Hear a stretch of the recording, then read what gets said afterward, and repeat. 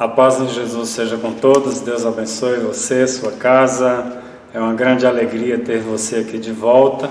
E você que ainda não tinha participado conosco destas aulas que nós viemos aqui a cada semana conversar acerca delas, né, da nossa revista da Escola Bíblica Dominical das Assembleias de Deus do Brasil. E neste terceiro trimestre de 2019, estudando sobre tempos, bens e talentos, a mordomia dessas coisas que nos cercam todos os dias.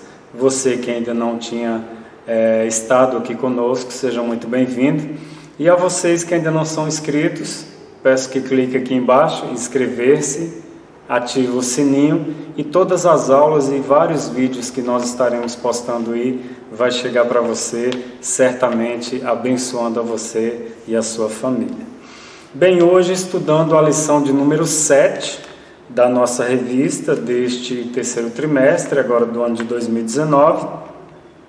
A lição de número 7 estará sendo ministrada aí no dia 18 de agosto de 2019, do ano corrente, né, no domingo, e é claro que você estará estudando aí, não só hoje, não só no domingo, não só na igreja, mas essas revistas da Escola Dominical que nós temos aí editadas pela nossa CPAD, servem para todo ano. Nós sempre podemos voltar e recorrer a essas lições para buscar ensinamentos, conselhos, e sempre nós aprendemos mais um pouco. Hoje temos como título aí da lição de número 7, a mordomia dos dízimos e ofertas. Mordomia, nós sabemos, já aprendemos que é gerenciar, administrar, a forma como eu lido com as coisas que eu tenho, com as coisas que eu desejo ter, com a minha família, com bens materiais, com a igreja inclusive. E um novo termo que eu aprendi esta semana agora também, a partir do nosso irmão presbítero Denis, que congrega na minha igreja. Também mordomia é prestação de serviço, porque o mordomo é um gerenciador. Por exemplo, usando a figura de José lá na casa de Potifar, ele não era só um gerenciador, não era só um administrador dos bens de Potifar, mas ele também prestava um serviço naquela casa, naquela empresa, por assim dizer. Então, mordomo também é um prestador de serviço. Textuário da nossa lição, já li, né, o título da lição, a mordomia dos dízimos e ofertas. No textuário nós temos em Malaquias 3,10, que é um versículo aí que comumente é usado, né, para aquilo quando vamos nos referir a dízimos e ofertas. É claro que o contexto era diferente, mas pode ser aplicado nos dias de hoje, no Novo Testamento. Ainda tem validade porque a palavra de Deus é eterna e ela sempre estará nos auxiliando. E aqui em Malaquias 3,10 diz assim: trazei todos os dízimos à casa do tesouro, para que haja mantimento na minha casa, e depois fazei prova de mim, diz o Senhor dos Exércitos, se eu não vos abrir as janelas do céu e não derramar sobre vós uma bênção tal, que dela vos advenha a maior abastança. Então, como esse texto é muito dito, é muito ensinado, é muito lido nas nossas igrejas, de uma forma geral, não só a Assembleia de Deus, que eu congrego, mas nas demais igrejas também ele é muito usado, que é uma referência, como João 3,16, né? Porque Deus amou o mundo e tal. Então, na questão de dízimos e ofertas, Malaquias 3,10, não tem como fugir disso. No Novo Testamento tem referências, certamente veremos nesta lição, mas para a Bíblia, de uma forma geral, Malaquias 3,10 é o versículo chave, é o áureo mesmo, como aqui é o texto áureo, né, o texto principal, e Malaquias 3,10 para dízimos e ofertas é o texto áureo da Bíblia, de fato. Na verdade prática, a entrega do dízimo e das ofertas é uma bênção e um privilégio para quem é grato e fiel a Deus. Então, nós não podemos fugir desta verdade. A igreja, instituição, não sobreviveria ao longo dos séculos, não sobrevive hoje, não sobreviverá se nós que participamos da igreja, instituição, não contribuirmos com os nossos dízimos e as nossas ofertas. Nós vamos ver aqui ao longo da lição, vou fazer alguns comentários aqui acerca disso. É claro que tem questões que fogem do controle da pessoa, da família, do indivíduo, do obreiro, do pastor, mas de uma forma geral nós não podemos faltar com o dízimo e a oferta, porque senão a igreja fecha as portas, né? Como é que se paga energia, água, luz, telefone? Como é que se abençoa o pastor da igreja com um salário digno se nós, membros, não contribuirmos aí ou devolvermos o nosso dízimo e contribuirmos aí com as nossas ofertas na igreja instituição?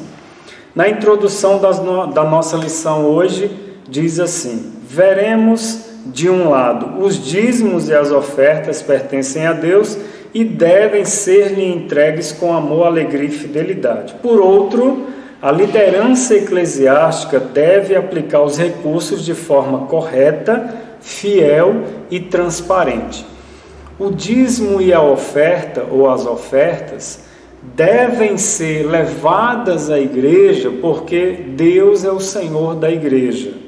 Nós partimos desse princípio. Quem manda, quem administra, quem conduz a igreja é Deus, a partir dos seus servos, das suas servas, que direcionados por Deus, levam, conduzem e administram também os dízimos e as ofertas. Por isso que a segunda parte aqui da introdução, o nosso irmão alerta e nos dá uma direção. Por outro lado, a liderança eclesiástica, que são os nossos pastores e demais que participam da liderança das nossas igrejas, a liderança eclesiástica deve aplicar os recursos do dízimo e da oferta de forma correta, fiel e transparente.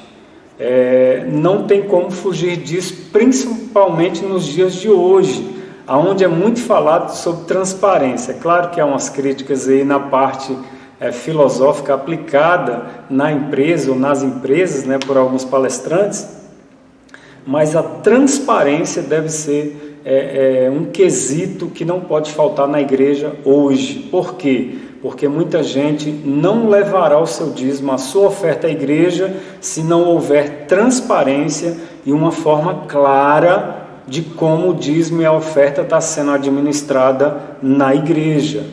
Se houver alguma dúvida, a pessoa prefere fazer outra coisa com o dízimo e a oferta, ajudar fora, mas o correto é você levar a sua igreja, e o pastor e os líderes da sua igreja devem ser claros e transparentes de como está sendo aplicado o dízimo e a oferta e como será, planejamento também. No primeiro tópico aqui da nossa lição, o título é As fontes de recursos da igreja local.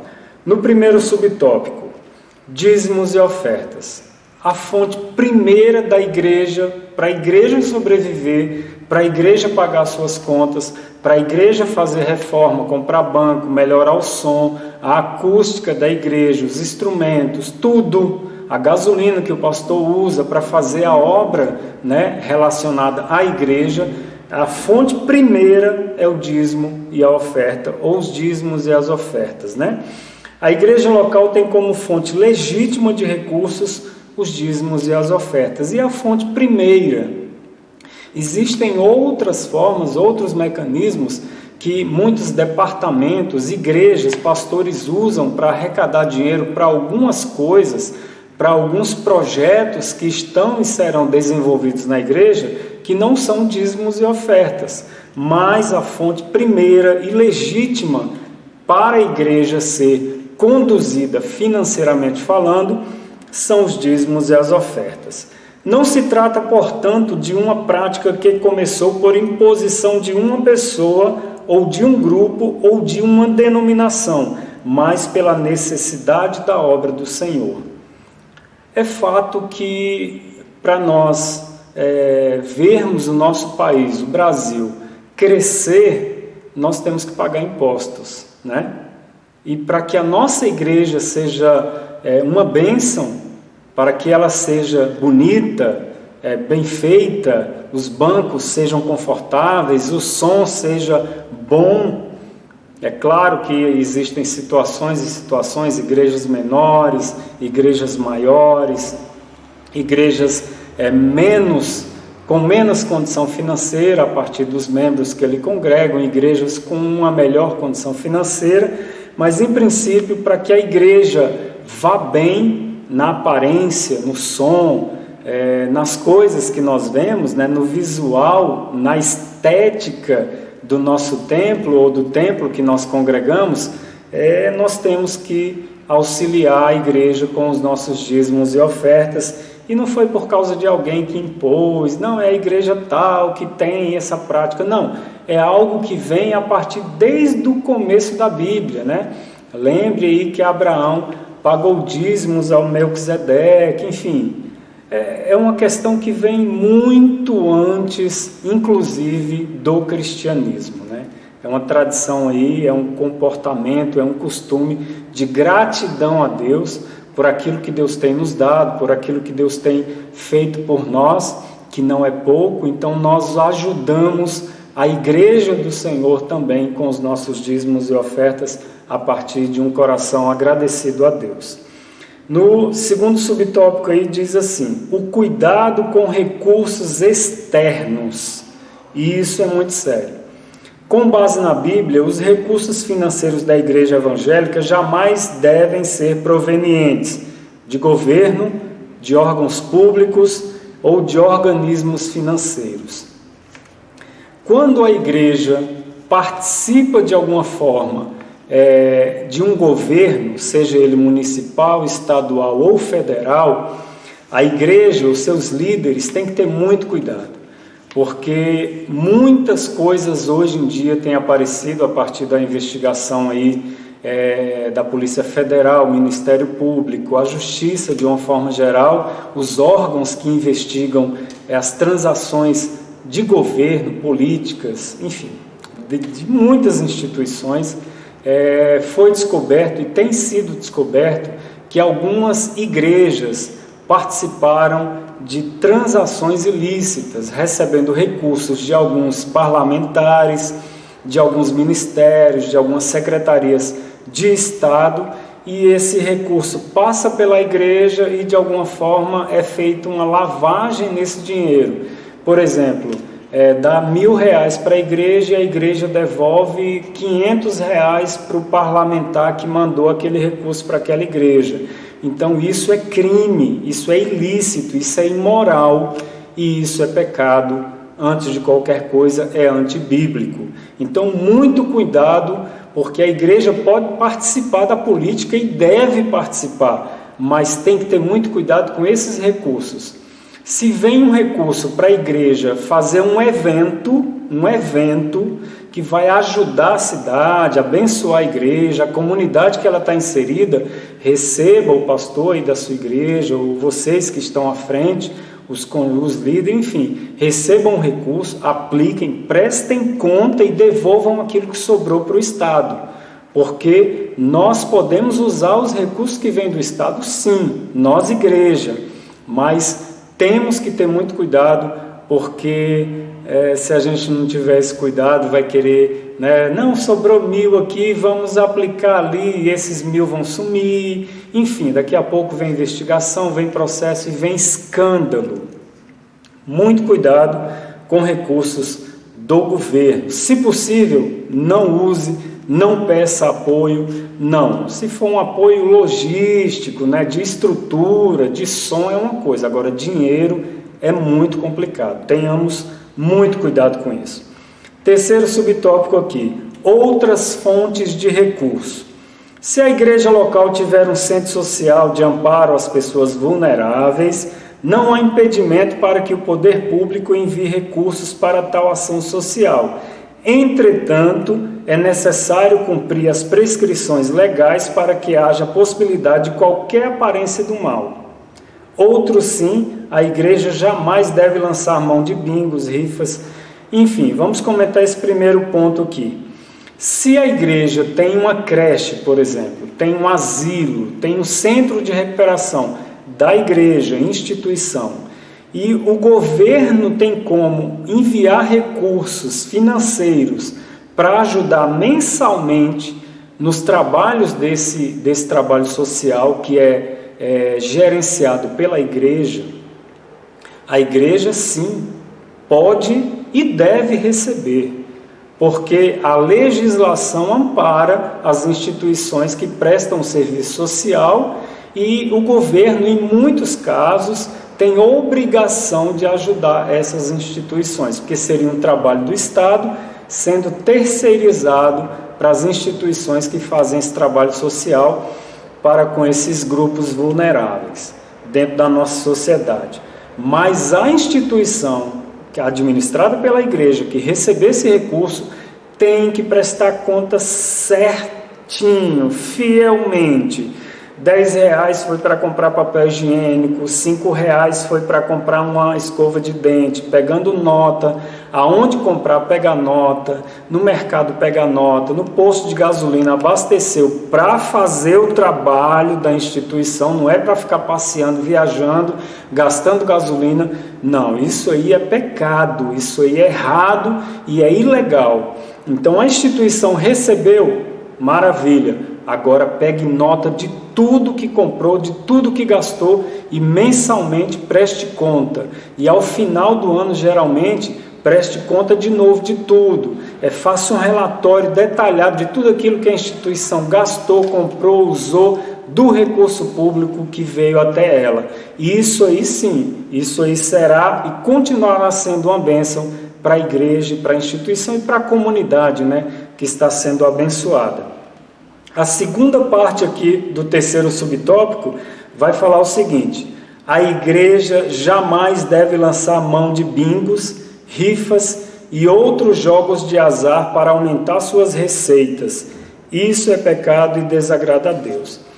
Seja sendo bem prático, sem paixão, né? Sem hipocrisia. Existem muitas igrejas que fazem rifas, bingos e usam alguns artifícios dessa natureza, sorteio de uma cesta, sorteio de uma caixa de chocolate, sorteio de um frango. Os departamentos das igrejas usam muito isso. O nosso irmão aqui alerta para que não façamos, e ele conclui aqui o terceiro subtópico dizendo: isso é pecado e desagrada a Deus. Bem, na prática acontece, os departamentos fazem, muitas igrejas fazem, e eu seria hipócrita aqui, mentiroso inclusive, se eu dissesse que não existe isso. Então rifas, bingos e outros tipos de jogos, né, jogos entre aspas, são feitos para arrecadar valores, para ajudar os departamentos, para a reforma de igreja e tantas coisas mais que acontecem na igreja e precisa de recurso financeiro, e na maioria das vezes é necessário fazer esse tipo de coisa ou esse tipo de procedimento, rifas, bingos e outras coisas mais, porque nem sempre tem recurso para isso. Então é pecado? Não é? Desagrada a Deus? Não desagrada? O nosso irmão aqui afirmou que sim, é pecado, mas cada um busque aí o auxílio do seu pastor, do seu líder, do presidente do seu campo aí, e pergunte, se informe qual o pensamento dele, se ele concorda com isso aqui, para que a gente não tenha problema no futuro, e para evitar, né? Evitar disse-me-disse é melhor. Aí você pode consultar o seu pastor, você que é líder de departamento, ou o próprio pastor da igreja que usa esse tipo de caminho aí para arrecadar dinheiro. Consulte aí o seu presidente do seu campo, enfim, tá bom? Segundo tópico, título: a base bíblica para os dízimos e as ofertas. No primeiro subtópico aí, os dízimos no Antigo Testamento. Desde o princípio nós temos referência aí acerca de dízimos, sendo levado aos líderes, né, por assim dizer, líderes da religião judaica e, por fim, o cristianismo a partir do Novo Testamento. Mas aqui, os dízimos no Antigo Testamento. Muitos acusam de legalismo os que observam a disciplina do dízimo e das ofertas. Entretanto, veremos que a origem do dízimo é anterior à lei. Então, muitos dizem que o dízimo é uma prática legalista. Não, o dízimo são as igrejas que querem impor, dizer que é lei, que Deus obriga, que isso, que aquilo.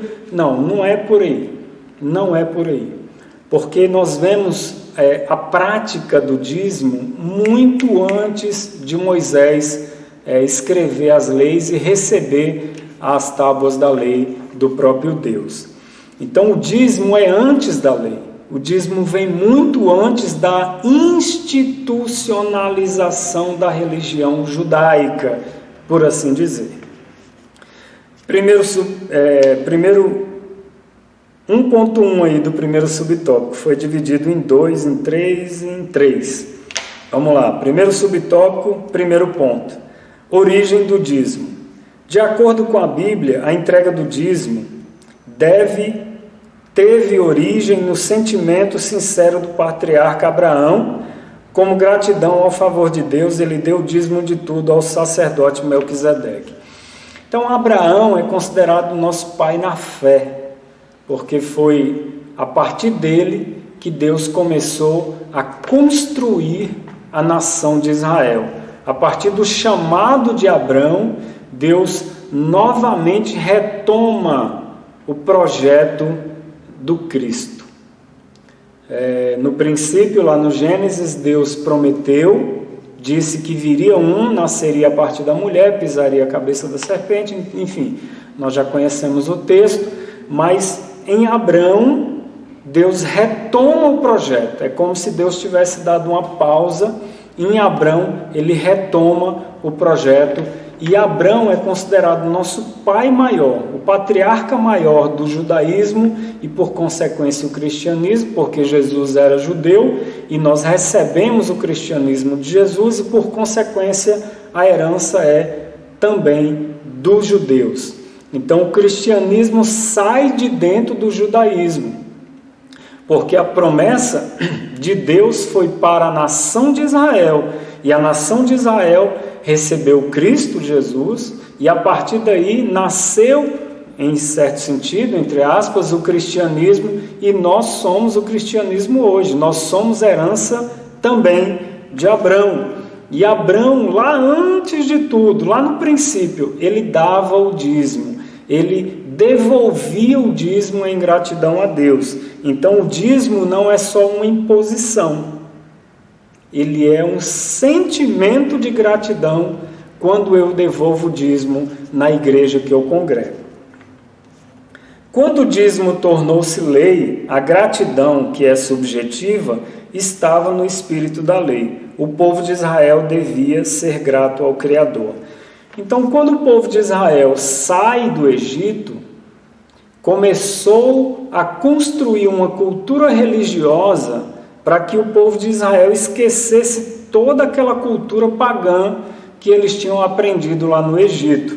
Então, a partir daí, não somente a questão da gratidão a Deus devolvendo o dízimo, mas toda a religião, toda a construção religiosa da nação de Israel foi colocando-se pouco a pouco na mente do judeu, do israelita, a partir do Mar Vermelho, né, que ele, em certo sentido, ganhou a sua liberdade ali, a nação. Então, o dízimo tornou-se lei, sim, mas o espírito de gratidão deve estar sobretudo e sobre, inclusive, a ideia de obrigação, de lei. Não, eu tenho que ser grato a Deus, e a minha gratidão, financeiramente falando, é contribuir na igreja, no caso aqui do povo de Israel com os sacerdotes, devolvendo 10% daquilo que o Senhor me dá, dos bens materiais. Aqui, no segundo ponto do primeiro subtópico do tópico 2, o dízimo é do Senhor. Quando entregamos dízimo, não restituímos nada a Deus, nem fazemos barganha com Ele. Este é um ensinamento muito distante da Bíblia. No Antigo Testamento era uma forma de Deus lidar com o povo e o povo lidar com Deus, né? No Novo Testamento nós não podemos enxergar dessa forma. Eu vou levar o meu dízimo e Deus é obrigado, como lemos aqui em Malaquias 3,10, trazei todos os dízimos à casa dos tesouros e fazei prova de mim, dizendo o profeta Malaquias aqui ao povo de Israel, fazei prova de mim, diz o Senhor. Então eu acho que não é interessante eu ir por esse caminho. Não, eu vou devolver o meu dízimo e Deus tem que me dar. É troca, é barganha, é negociação. Não, eu estou negociando com Deus, eu dou 10% e Ele me dá 100%.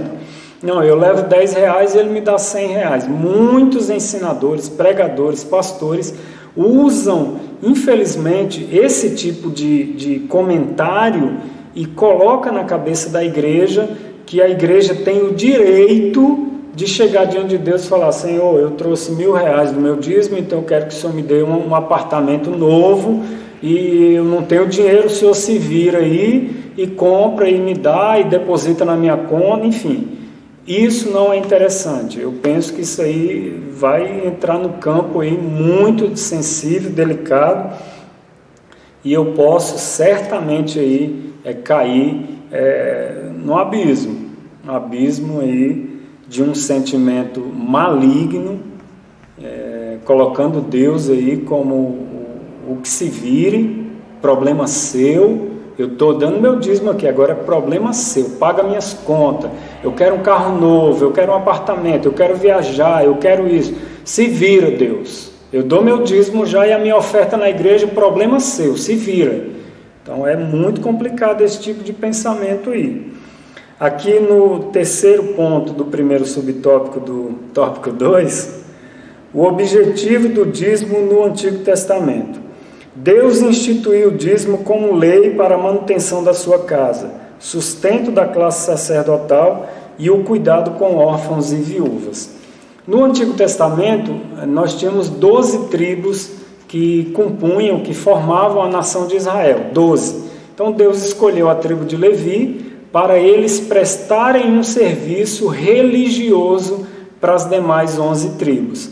Então as 11 tribos traziam dízimos e ofertas para o templo, a tenda, o tabernáculo, e este dízimo que as 11 tribos traziam era o pagamento, o salário da tribo de Levi. Todos os sacerdotes, levita não é só quem canta, todos que prestam serviço no templo, na igreja, no tabernáculo, no Antigo Testamento e neste, todos são levitas. Então a tribo de Levi era paga, era sustentada pelo dízimo das outras 11 tribos. Isso no Antigo Testamento. Então o objetivo era sustentar a classe sacerdotal no Antigo Testamento, o trazer o dízimo e as ofertas à casa do tesouro, né, o templo, o tabernáculo, e o cuidado com órfãos e viúvas. Quando a maioria, tinha muita guerra no Antigo Testamento, os homens iam para a guerra e muitos morriam, então tinha muitas viúvas, muitos órfãos. Então o dízimo que essas 11 tribos traziam sustentava a tribo de Levi, a classe sacerdotal, e também sustentava essas viúvas e esses órfãos, que eram muitos para aquele momento histórico. Aqui no segundo subtópico, o dízimo no Novo Testamento. A Bíblia mostra que os fariseus eram rigorosos quanto à entrega do dízimo. No Novo Testamento, essa cultura do dízimo, essa lei também, que também é uma lei dentro da religião judaica, o trazer o dízimo, porque foi a forma como Deus, a partir de Moisés, criou para que a tribo de Levi fosse sustentada, como nós comentamos no tópico passado. As 11 tribos trazem o dízimo e sustentam a classe levítica. Então, os fariseus que faziam parte dessa classe sacerdotal também eram muito rigorosos com relação à entrega do dízimo por parte da nação de Israel. Por quê? Porque os dízimos sustentavam a classe sacerdotal, pagavam as contas da igreja para nós, se fosse nos nossos dias. Enfim, eu devolver o meu dízimo é uma necessidade, não é só uma lei, não é só um sentimento que eu tenha de gratidão a Deus, mas é uma necessidade da religião, tanto judaica no Antigo Testamento, quanto cristã no Novo Testamento, porque como a igreja, instituição, sobreviverá sem os nossos dízimos e as nossas ofertas. Aqui também o segundo subtópico foi dividido em 2 pontos, então o primeiro ponto aqui do segundo subtópico tem como título o seguinte: o dízimo é necessário para manter o ministério em tempo integral. No Antigo Testamento, o dízimo servia para a manutenção dos sacerdotes e levitas. O princípio do sustento do ministério integral permanece também no Novo Testamento.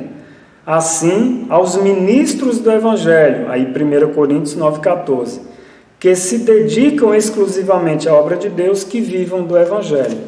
Então, aonde Jesus passava também, nos dias de Jesus, era colhido ali algumas ofertas. Naquele momento não era o dízimo, eram ofertas. Pessoas voluntárias sustentavam o ministério de Jesus a partir de algumas ofertas. Nós temos algumas referências aí de mulheres, de pessoas, de influência dentro da sociedade nos dias de Jesus, que sustentavam o ministério de Jesus também financeiramente.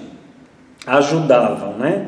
Então há essa necessidade, principalmente os pastores que têm condição de viver em tempo integral em função da igreja. Nossa realidade hoje não permite a maioria absoluta dos pastores viverem em tempo integral em função da igreja, porque a igreja não dá conta de pagar um salário digno. E a maioria dos pastores, a absoluta maioria, precisa trabalhar um trabalho secular fora da igreja para poder dar um pouco de dignidade à sua família, pagar suas contas, porque as igrejas, a maioria absoluta, repito, não tem condição de pagar um salário digno. Para a nossa realidade, pelo menos aqui no Distrito Federal, que é onde eu moro e congrego, no mínimo um pastor deveria ganhar um salário aí de R$5.000, 5 mil, para a nossa realidade aqui do Distrito Federal, R$5.000, para ele pagar o seu aluguel, ter o seu carro, comprar roupa para os seus filhos, para ele se manter. No mínimo ele tinha que ganhar um salário aí de R$5.000 aqui no Distrito Federal, para a nossa realidade socioeconômica do Distrito Federal. E a maioria absoluta das igrejas não conseguem fazer isso. Então os pastores têm que trabalhar fora da igreja, cansados, estressados, e aquele cheio de coisa, chega à noite, ainda tem que ir para a igreja, tem que atender as famílias, vai dormir de madrugada e aquela correria toda. Então o pastor que não tem condição, a igreja, de pagar um salário para ele viver 100% do seu tempo em função da igreja, esse pastor sofre, sua família sofre, infelizmente. O dízimo é necessário para manter o ministério em tempo integral. É uma necessidade, né? Mas, infelizmente, é difícil viver isso aqui nos nossos dias para a nossa realidade econômica, pelo menos neste momento no Brasil e aqui onde eu moro em especial, porque aqui eu conheço um pouco. Segundo ponto aqui de segundo tópico, o dízimo é necessário para a assistência social.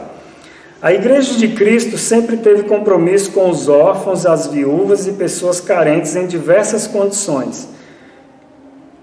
Assim, o trabalho social sempre foi feito pela igreja, seja a igreja Assembleia de Deus, Batista, Presbiteriana, Metodista, Adventista, seja quem quer que seja igreja, sempre é feito um trabalho social a partir dessas igrejas.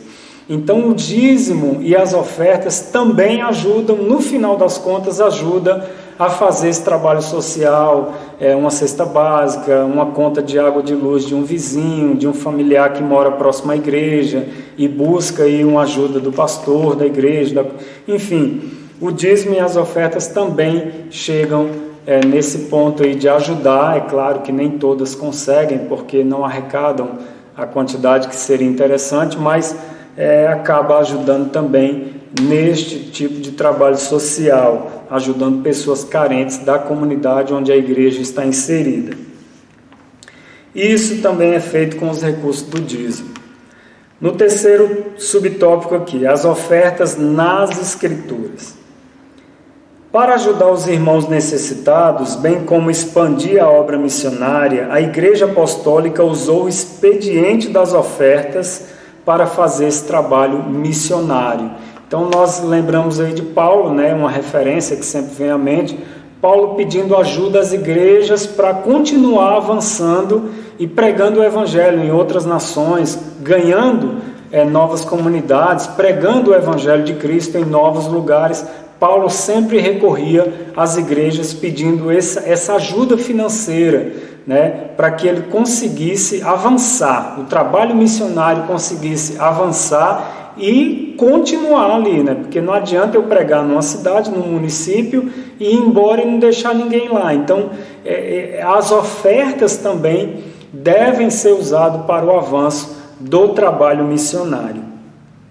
As ofertas têm importância e são dirigidas a muitos fins: construção, necessidades humanitárias, missões, enfim, o dízimo em princípio é para pagar as contas da igreja e ajudar o pastor, seja em tempo integral ou seja com uma oferta, né, uma prebenda ali mensal que é dada ao pastor para que ele se mantenha, para que ajude ali na sua manutenção também pessoal e familiar.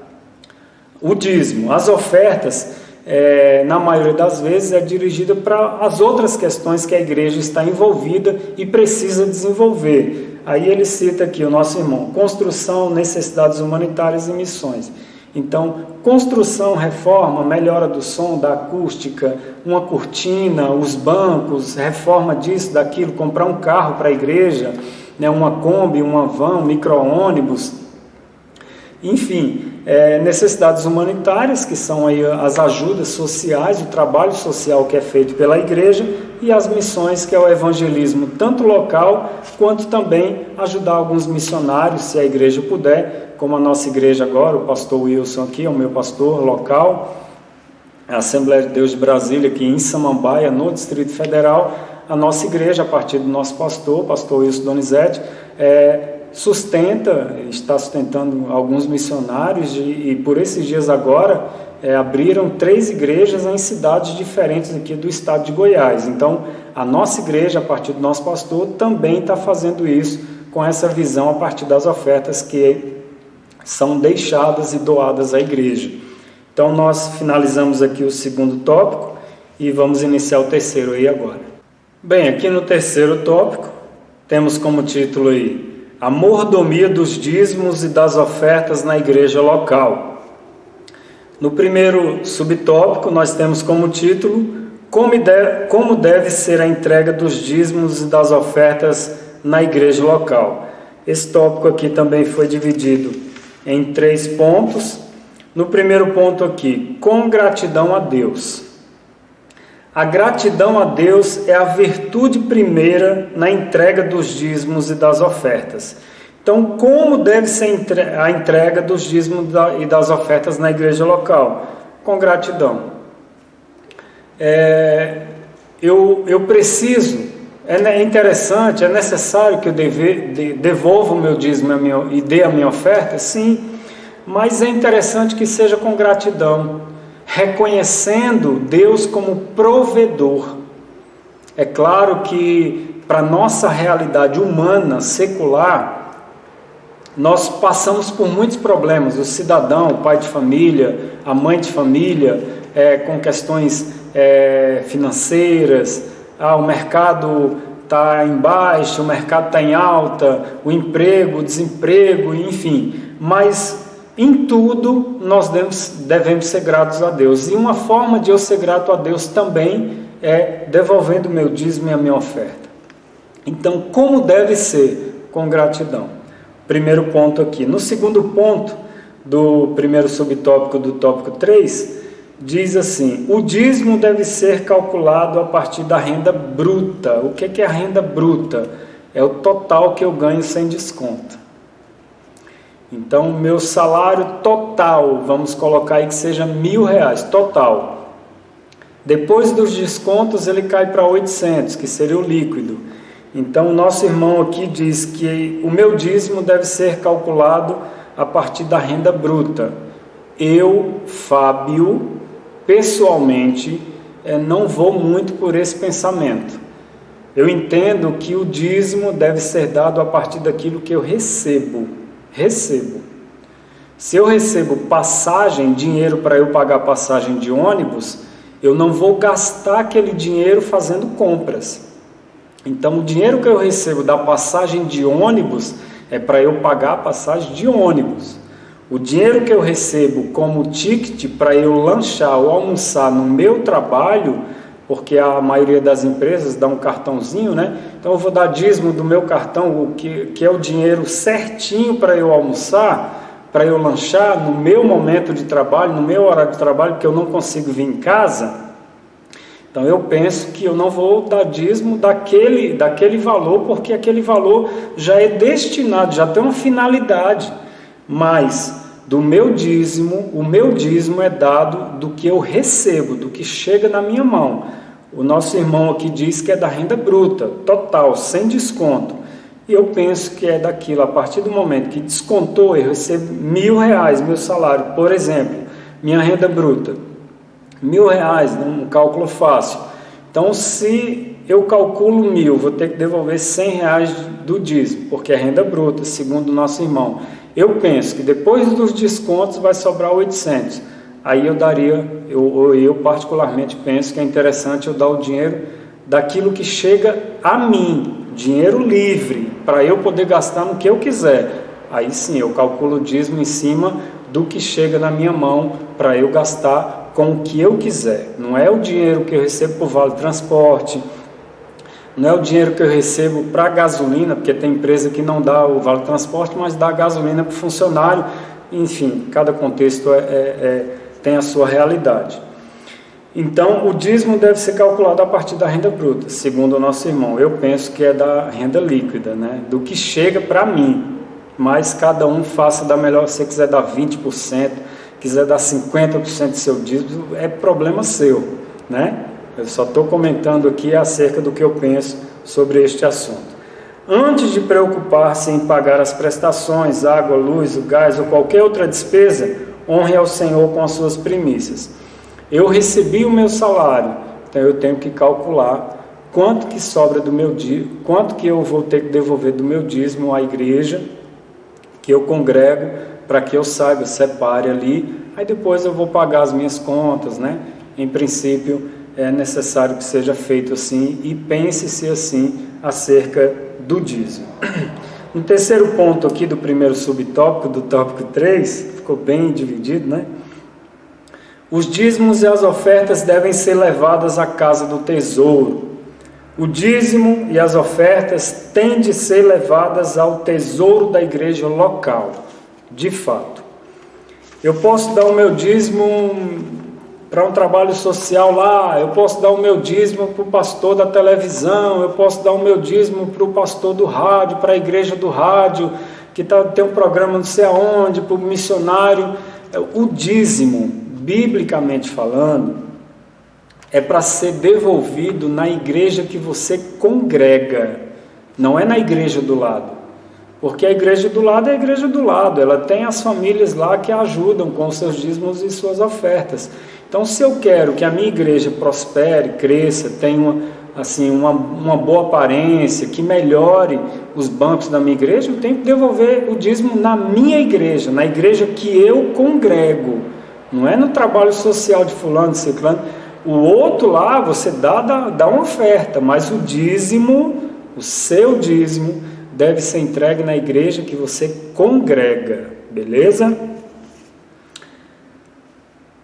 O dízimo, aqui no segundo subtópico, o dízimo dos empresários. Foi dividido também aqui em 2 pontos, então o primeiro ponto aqui diz assim: o dízimo deve ser calculado com base na renda.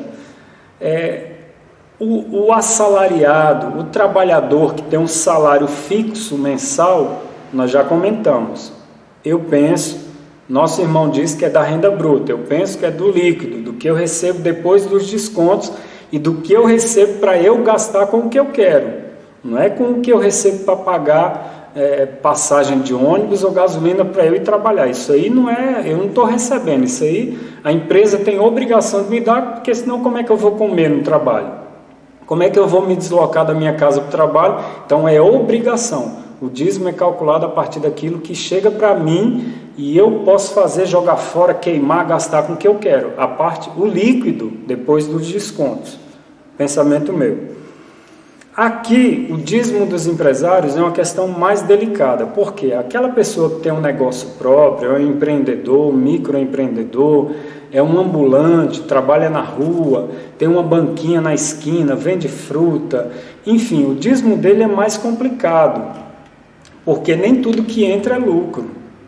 Às vezes, a maioria das vezes o que está entrando é porque ele gastou, investiu e está vindo, e ali ele tem que fazer um cálculo, não, eu gastei 100 e eu vendi por 120, então eu não vou dar dízimo de 120, porque eu já gastei 100, então eu vou dar o dízimo de 20, né?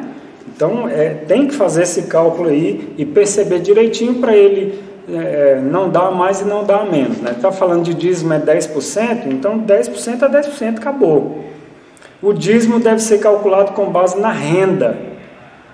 O faturamento pertence à empresa e não ao empresário. Então, como eu disse, a pessoa investiu R$100 e vendeu por 120. Ela não ganhou 120, porque ela já tinha gastado 100. Então, ela ganhou 20. Então, o dinheiro, o lucro que está entrando não é necessariamente do empresário, é da empresa. Então o negócio tem que permanecer, o negócio tem que crescer, tem que prosperar. Então tem que fazer um cálculo bem dividido. E o nosso irmão colocou aqui uma sugestão. O faturamento pertence à empresa e não ao empresário. Assim, o lucro é o excedente sobre o custo. R$100 de custo, 120 vendi, ganhei 20. Então, o lucro foi só de 20, não foi de 120, porque eu já tinha gastado 100. Desse lucro, além do valor que lhe permite reinvestir nos negócios, o crente empresário deve tirar a sua renda, ou tecnicamente falando, um prolabore, né? Então, assim, se eu gastei 100, vendi por 120, 100 foi o que eu investi, 20 é o meu lucro.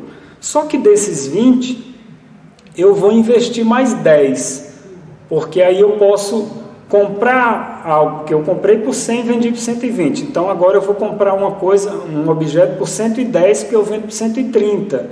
E daqui a pouco, entendeu? Vai crescendo. Então o dízimo do empresário não deve, segundo o conselho do nosso irmão, e eu acho bem pertinente, bem inteligente a forma como ele colocou aqui, esse empresário deve tirar um salário mensal. Então, se a empresa dele é pequena, é um início ali, ele tem que calcular, não, mais ou menos eu tenho R$1.000 de lucro, todo mês lucro R$1.000, então eu vou tirar 400 como meu salário, em 600 eu vou investir, e mês que vem eu ganho mais. Então, assim, ele vai estabelecendo um salário mensal para ele. Aí desse salário mensal ele tira o seu dízimo. Foi muito inteligente aqui a forma como nosso irmão colocou, e cada um tem a sua forma de melhor administrar, mas eu gostei muito aqui do comentário do nosso irmão.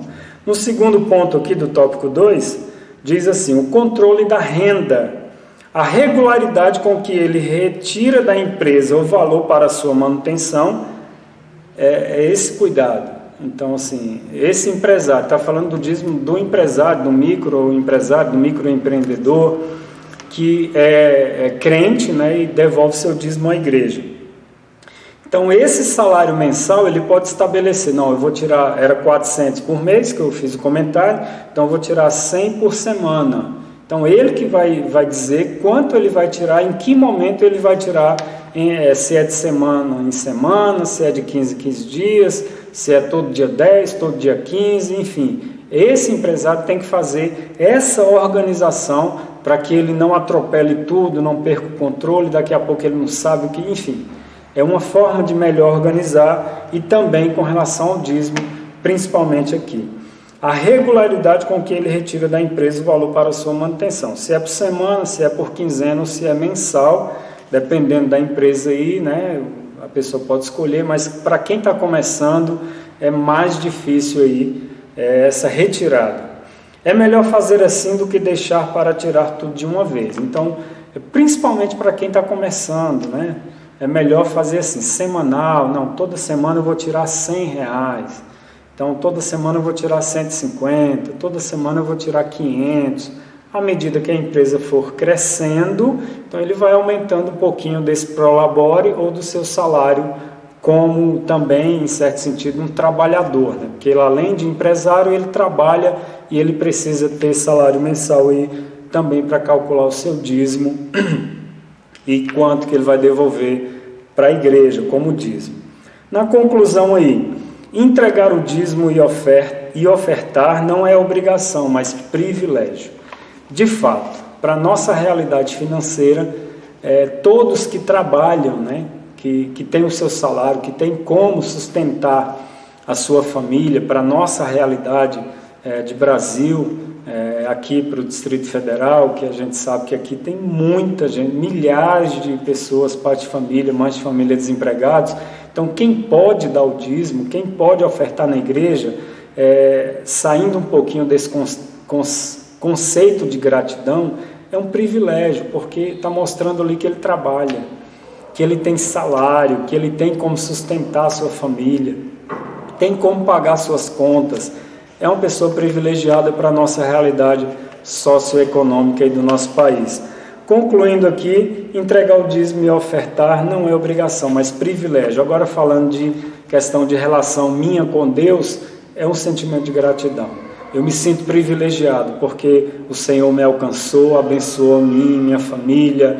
Eu me sinto privilegiado por estar na igreja, por saber que vou morar um dia no céu com o Senhor. Enfim, é um privilégio poder dizimar e ofertar na casa do tesouro, na igreja que eu congrego.